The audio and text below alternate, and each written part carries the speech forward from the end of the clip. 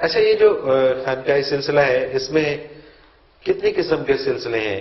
جس طرح سے نقش بندیاں ہیں، اویسیاں ہیں، سور بندیاں دیکھیں ہیں. نا، قرآن کریم نے مطلق ذکر کا حکم دیا ہے اور دل کو روشن کرنے، دل سے ذکر کرو، اس کا حکم دیا ہے. اب جس طرح نماز کے طریقے مقرر ہیں کہ یوں نیت ہوگی، یوں قیام ہوگا، یوں رکوع، یہ پابندی ذکر پہ نہیں ہے. ذکر پہ صرف یہ ہے کہ دوسرے کو ڈسٹرب نہ کرو، شور نہ کرو، اپنے دل میں ذکر کرو.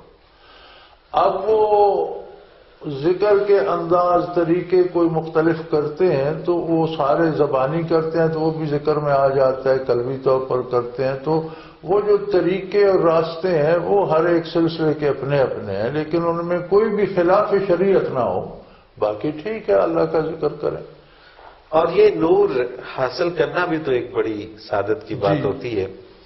وہ شخص کہ جو صرف کلمہ پڑھ کے مسلمان ہوئے ہیں اور ان کا کوئی کام ایسا نہیں ہے کہ جس کو آپ یہ کہہ سکیں کہ وہ اطاعت خداوندی کر رہے ہیں یا اطاعت رسول کر رہے ہیں، تو پھر ان تک بھی یہ منتقل ہو جاتا ہے. بالکل منتقل ہوتا ہے اور پھر وہ اطاعت کرنے لگ جاتا ہے. یہ بڑی مزے کی بات ہے کہ دل میں جب نور آتا ہے تو اس کا ایفیکٹ اعضاء و جوارح سوچ تک پہ پڑتا ہے. آپ صحیح سوچنے لگ جاتے ہیں، کام صحیح کرنے لگ جاتے ہیں، برائیاں چھوٹنے لگ جاتی ہیں.